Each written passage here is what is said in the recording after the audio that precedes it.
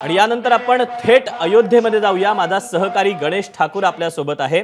गणेश, खरं तर अवघ जो भवताल आहे तो राममय झालेला आहे। आज सकाळपासून ते तुझी दृश्य आमच्यापर्यंत पोहोचवतो आहे, त्यामुळे स्वाभाविकच अयोध्या नगरीतलं जे संपूर्ण चित्र आहे ते डोळ्यांसमोर दिसतं आहे। आता सध्या रामाचा जन्म जो आहे, जी घटिका आहे ती अगदी जवळ आलेली आहे। काय सध्या वातावरण आहे, काय सध्या चित्र पाहायला मिळतंय?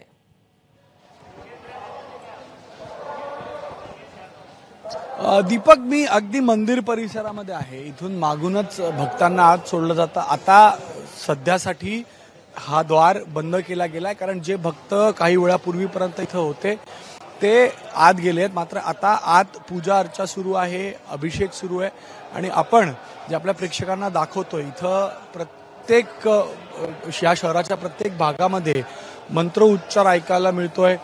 जो अभिषेक सुरू आहे त्या अभिषेकाची विधी किंवा त्यांचे मंत्रांचं उच्चारण इथं ऐकवलं जात आहे आणि अत्यंत भक्तिमय वातावरण आहे। आता टाळ आणि शंखनाद इथं केला जातोय। ही परिस्थिती, ही इथली दृश्य आहेत। आता ज्या वेळेला आतली पूजा सुरू झाली तर सर्व पोलीस कर्मी देखील उभे राहिलेत, कोणीही बसला नाहीये आणि सर्व आजच्या दिवशी उत्तर प्रदेश पोलीस, RAF सगळ्या टीम्स इथं आहेत आणि आता मंत्र उच्चारण झाल्यानंतर तिथं आरतीला सुरुवात झाली आणि म्हणूनच हे सर्व भक्तगण किंवा इथे उपस्थित लोक या आरतीसाठी इथं आले आहेत किंवा आरतीसाठी थांबले आहेत। थोड्याच वेळानंतर इथं 12:16 सूर्याभिषेक प्रभू श्री रामाच्या मूर्तीवर केलं जाईल। यासाठी सायंटिस्टची एक टीम इथं उपस्थित आहे। त्यांनी तयार केलेलं यंत्र, ज्याच्यामध्ये लेन्स आणि आरशाचा वापर केला गेलाय, ते तिथं लावले गेले आणि ह्याचं थेट प्रक्षेपण सगळ्या न्यूज चॅनल्सपासून यूट्यूबवर सगळीकडे होत आहे। राम मंदिराने पण ते केलं आहे। 56 भोग इथं त्यांनी तयार केले आहेत। ज्या वेळेला सूर्याभिषेक होईल त्यानंतर 56 भोग त्यांना अर्पित केलं जाईल आणि त्यानंतर पुन्हा एकदा भक्तांच्या दर्शनाची रांग सुरू केली जाणार आहे। म्हणून आत्ता हे क्षण खूप महत्त्वाचा आहे। पहिली रामनवमी आहे। राम मंदिर निर्माण कार्यानंतर कार्यक्रमाला सुरुवात झाली आहे। आपण पाहतोय की इथं अभिषेक सुरू झालेला आहे।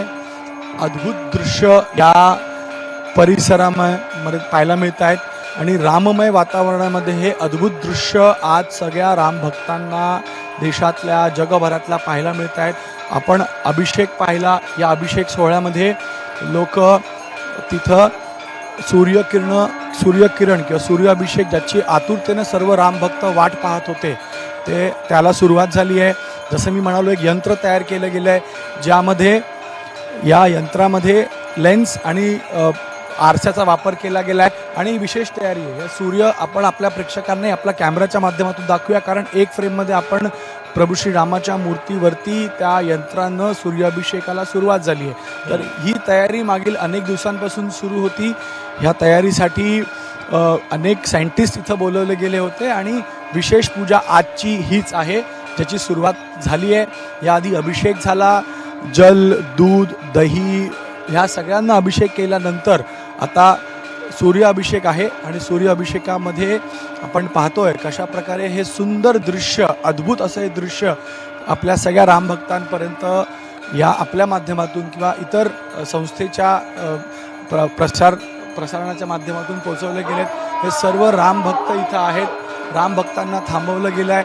या रामभक्तांशी मी बोलण्याचा प्रयत्न करतो, कारण आत्ता सध्यासाठी इथे उपस्थित लोकांना ते क्षण पाहायचं आहे, म्हणून LED स्क्रीन्सही लावल्या गेल्या आहेत। अनेक परिसरामध्ये जवळपास 100 LED स्क्रीन्स या परिसरात लावल्या गेल्या आहेत, जे राम मंदिर ट्रस्टकडनं आहे आणि 50 LED स्क्रीन्स राज्य सरकारकडनं लावल्या गेल्या आहेत। हे सुंदर असं दृश्य आहे आणि राम नावाचा जयघोष इथं ऐकायला मिळतोय। फक्त प्रभू श्री राम हा जयघोष इथं ऐकायला मिळतोय।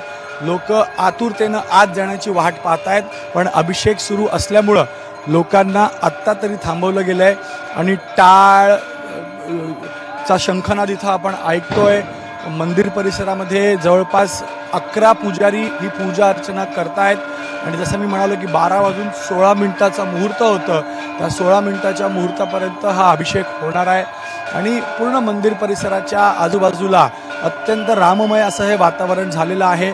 लोकांना गैरसोय होऊ नये म्हणून विशेष व्यवस्था केली गेली आहे, कारण लाखो राम भक्त या परिसरात पोहोचलेत आणि हे सूर्याभिषेक करण्याचं मोठं कारण होतं की ज्या वेळेला राम जन्म झाला त्या रामाच्या जन्माच्या वेळी त्यांचा अभिषेक करण्यासाठी विशेष तयारी आपण करावी, त्या हेतूनच हा सूर्य अभिषेक करण्याचा निर्णय ट्रस्टनं घेतला.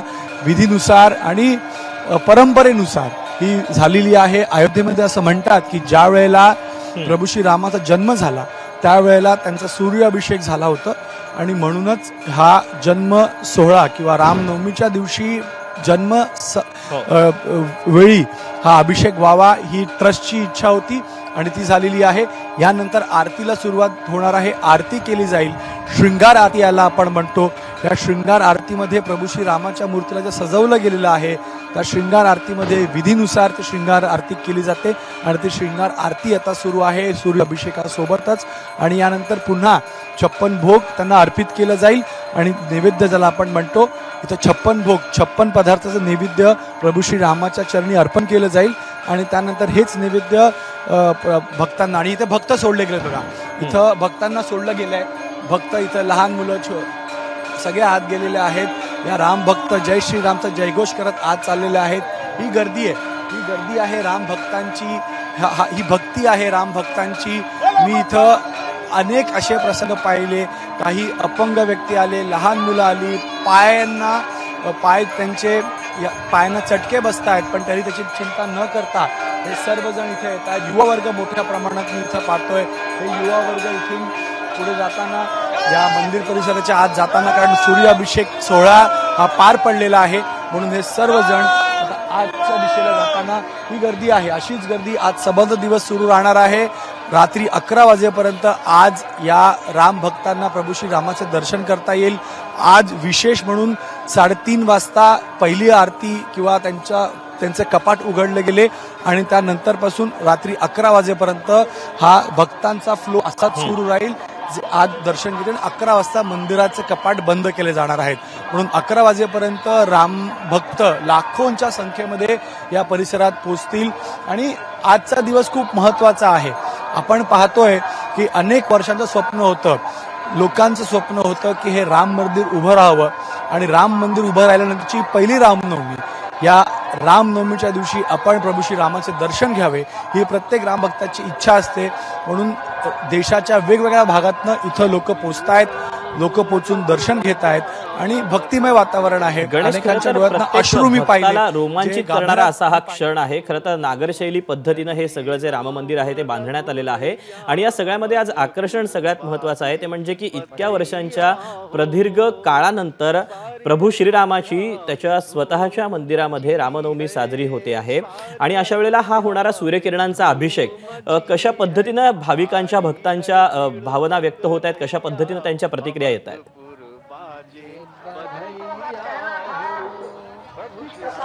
मी इथं काही भक्तांच्या जवळ जाण्याचा प्रयत्न करतो कारण काही भक्त आता आत गेले आहेत. मी दीपक महाराष्ट्रातल्या काही भक्तांना भेटलो. सगळ्यांचं म्हणणं होतं की हे अद्भुत आहे आणि अविश्वसनीय आहे. कोणाला वाटलंही नव्हतं की अशा प्रकारे प्रभू श्री राम त्यांच्या स्वतःच्या घरी, कारण अनेक वर्षांचा संघर्ष होता, त्या संघर्षावर मात करत आणि सरकारनं हा मोठा निर्णय घेतला किंवा ट्रस्टनं हे मंदिर बांधलं. तर या सगळ्या लोकांशी मी बोलण्याचा प्रयत्न करतो जे इथून लांब आले आहेत. या लोकांशी मी बोलण्याचा प्रयत्न करतो. आप लोग कहाँ से आए हैं? बहुत अच्छा लगा। नहीं, कल शाम में भी हमने दर्शन किया। डबल दर्शन। तो अभी आज राम जन्म है, रामनवमी है, तो जो व्यवस्था है किस तरह का हो रहा है? अच्छा से सिस्टमेटिक अच्छा से अपने भक्तांची. आप लोग कहाँ से हैं मैडम? हैदराबाद से जी. कैसा लगा यहाँ? बहुत अच्छा था, बहुत अच्छा. माता जयघोष है. आप कहाँ से आए सर? सर मैं हरियाणा से आया हूँ. जी जी. बहुत आनंद लगा. ये भगवान का नगरी है, स्वयं भगवान साक्षात यहाँ पे है. सूर्याभिषेक आप लोगों ने देख पाए जो सूर्याभिषेक हुआ? दिखाया तो नहीं है. नहीं देख पाया तर ही भावना आहे पहा, ह्या लोकांची भावना आहे. जसं मी म्हणालो ही लहान लहान मुलं पण इथून जात आहेत, येत आहेत आणि भक्तांच्या मनातले राम किंवा भक्तांच्या मनात रामाच्या प्रतीची श्रद्धा आहे ती आपण त्याचं वर्णनही करू शकत नाही. कारण अपंग व्यक्ती एका पायावर चालत येतो, पायांना चटके बसतायत, तरी लहान लहान मुलं पायी चालत येत आहेत आणि कोणालाही असं वाटत नाही किंवा कोणाच्या चेहऱ्यावर असं दिसत नाही की त्यांना त्रास होतोय. 40 डिग्री टेम्परेचर कमीत कमी इथं आहे आणि हा 42 पर्यंत पोहोचू शकतो. आणि जास्त करून वयस्कर समय मी पाहिले ज्यांची इच्छा आहे की आता राम मंदिर झालंय तर या रामनवमीच्या दिवशीच आपण रामाचे दर्शन घ्यावे आणि या उद्देशानं हे सगळे इथे आले आहेत. आणि साधू संत महंत देखील मोठ्या संख्येत इथे आलेले आहेत. सांगतो त्याप्रमाणे देशाच्या खरं तर कानाकोपऱ्यातून भाविक भक्त हे अयोध्येमध्ये दाखल झालेले आहेत. पण गणेश, खरं पाहायचं झालं तर आता माध्यांनीची जी किरणं आहेत ती गाभाऱ्यामध्ये थेट रामलल्लाच्या चेहऱ्यावर आली आणि त्यांनी अर्थात रामलल्लाचं तेज जे आहे ते देखील वाढवलेलं आहे. कशा पद्धतीने ही सगळी रचना करण्यात आलेली होती ट्रस्टकडून म्हणा किंवा पंतप्रधान मोदींनी देखील अशी इच्छा व्यक्त केलेली होती की ज्या वेळेला रामनवमी असेल त्यावेळेला ही सूर्यकिरणं थेट प्रभू रामाच्या अंगावर यावीत आणि त्या किरणांचा अभिषेक देखील व्हावा. कशा पद्धतीने ही सगळी रचना करण्यात आली?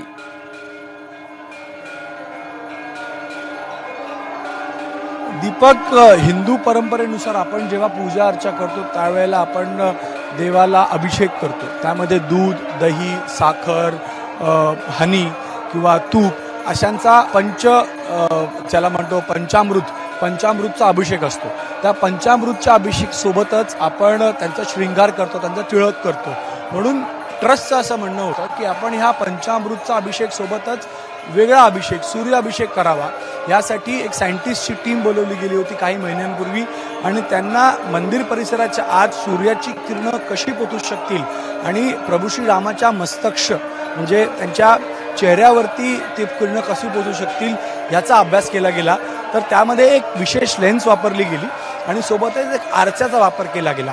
त्या आरशाच्या रिफ्लेक्शनमधूनच त्या लेन्सच्या माध्यमातून ही सूर्यकिरणं प्रभू श्री रामाच्या चेहऱ्यावर पडतायत, ज्याला सूर्याभिषेक म्हटलं जात आहे.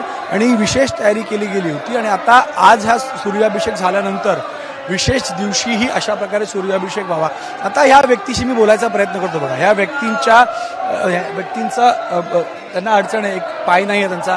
आप सभी परिस्थितियों पे मात करके यहाँ पे आए हैं, इतनी भक्ति.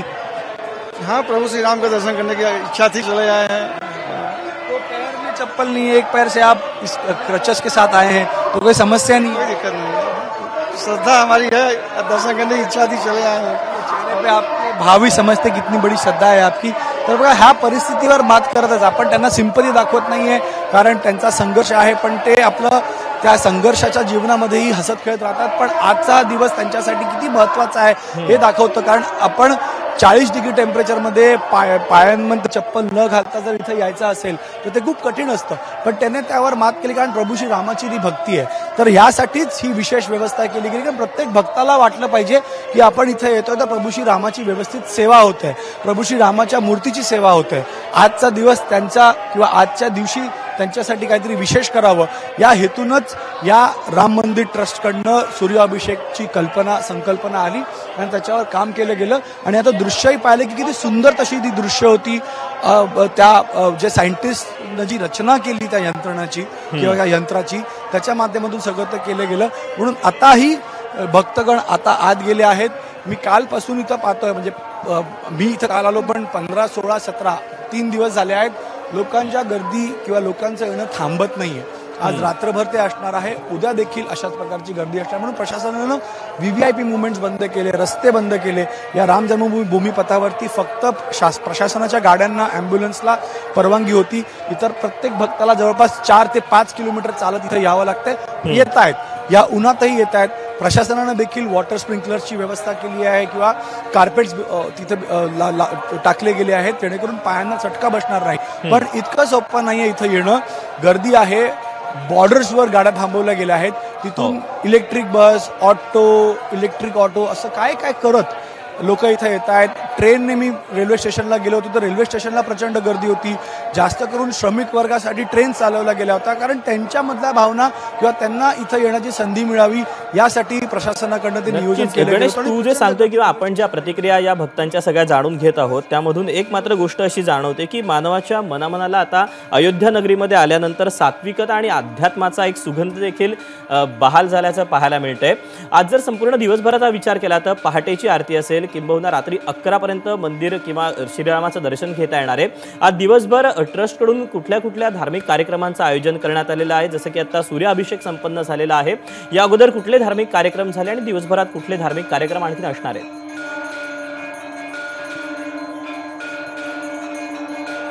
दीपक, जसं मी म्हणालो की सूर्याभिषेक हा एक महत्त्वाचा कार्यक्रम होता, त्यासोबतच शृंगार आरती सुरू आहे। 56 भोग नैवेद्यासाठी 56 भोग केले गेले आणि संध्याकाळची आरती ती इथे असणारच आहे। त्यासोबत या भागांमध्ये भजन कीर्तनचं इथं या अयोध्या नगरीमध्ये अनेक धर्मशाळा आहे जिथं साधू संत महंत राहतात। त्या सगळ्या इथं भजन कीर्तन सुरू आहे।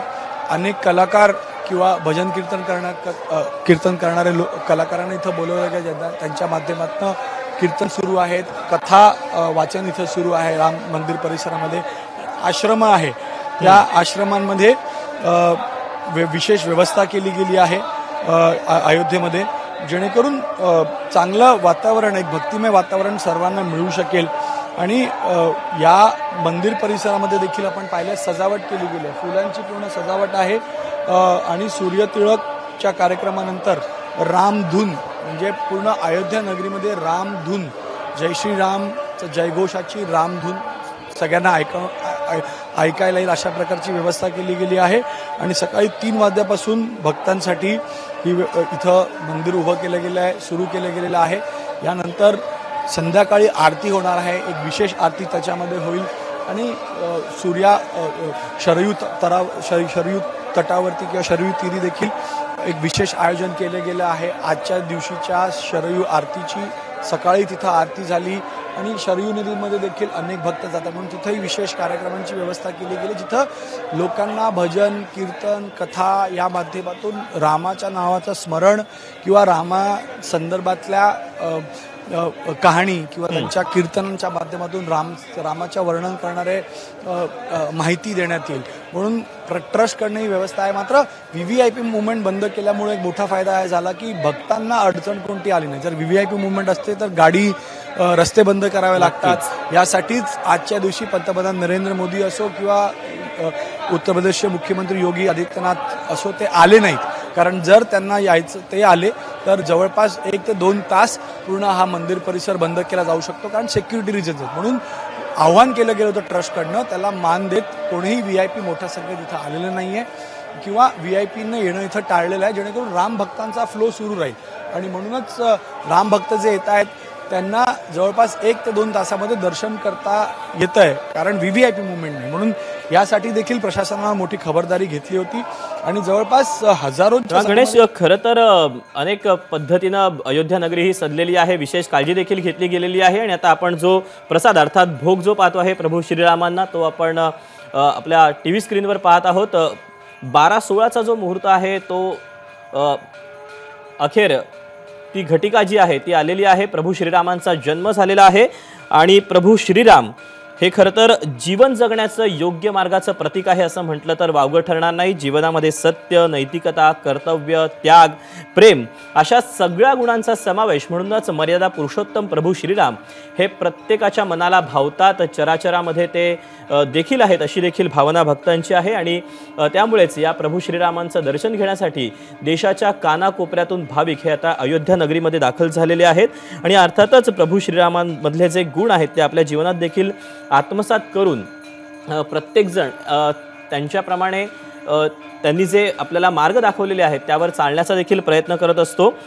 सत्य, आचार आणि न्यायाच्या मार्गावर चालण्याची प्रेरणा कायमच प्रभू श्रीरामांनी दिलेली आहे। आणि अशाच प्रभू श्रीरामांचं जे मंदिर आहे ते तब्बल 500 वर्षानंतर अयोध्येमध्ये साकार झालेलं आहे आणि त्यामुळेच यावर्षी जी रामनवमी साजरी होते आहे अयोध्येमधल्या मंदिरामध्ये तर विशेष असं महत्त्व प्राप्त झालेलं आहे। आणि यामध्ये सगळ्यात आकर्षणाचं केंद्रबिंदू किंवा आकर्षण म्हणावं असं म्हणजे रामनवमीला रामाच्या चेहऱ्यावर, रामाच्या अंगावर हा सूर्याभिषेक सोहळा हा देखील संपन्न झालेला आहे। विशिष्ट अशी रचना याकरता करण्यात आलेली आहे आणि याकरता रामलीला विराजमान आहेत तिथल्या घुमटावर गवाक्षासारखी एक रचना करण्यात आली आणि याच गवाक्षातून एका विशिष्ट सिस्टीमच्या माध्यमातून ही माध्यन्याची किरणं गाभाऱ्यामध्ये आली आणि त्यांनी रामलल्लाचं जे तेज आहे ते वाढवलेलं आहे। आणि या घुमटाच्या गवाक्षातून येणाऱ्या किरणांची दिशा ही अचूक ठेवण्यासाठी एका ऑप्टोमेकॅनिकल सिस्टीमचा आधार घेण्यात आला। या सिस्टीममध्ये 2 आरसे, एक पितळाचा पाईप आणि 3 लेन्सेस होत्या।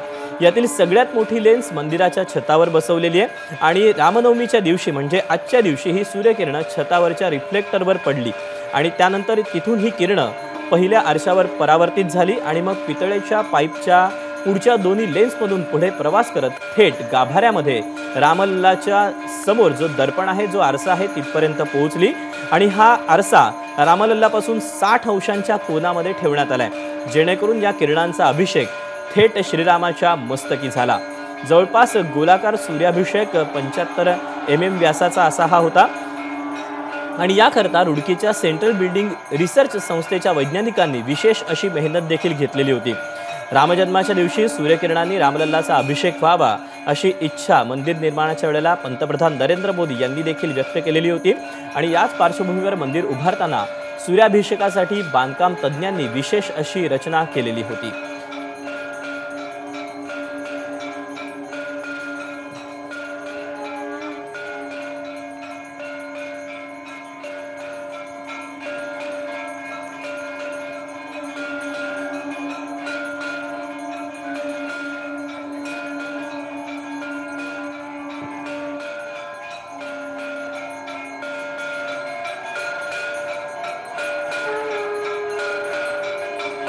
तेव्हा प्रभू श्रीरामांचा जन्म झालेला आहे आणि या दृश्यांसोबत आपण बातमीपत्रात एक छोटासा ब्रेक घेतोय, पण ब्रेकवर जाताना चरितम रघुनाथस्य शतकोटी प्रविस्वरम एक एक अक्षरम पुंसा महापातकनाशनम ध्यात्वा नीलोपलश्यामम रामम राजीवलोचनम जानकी लक्ष्मणोपेतम जटा मुकुटमंडितम।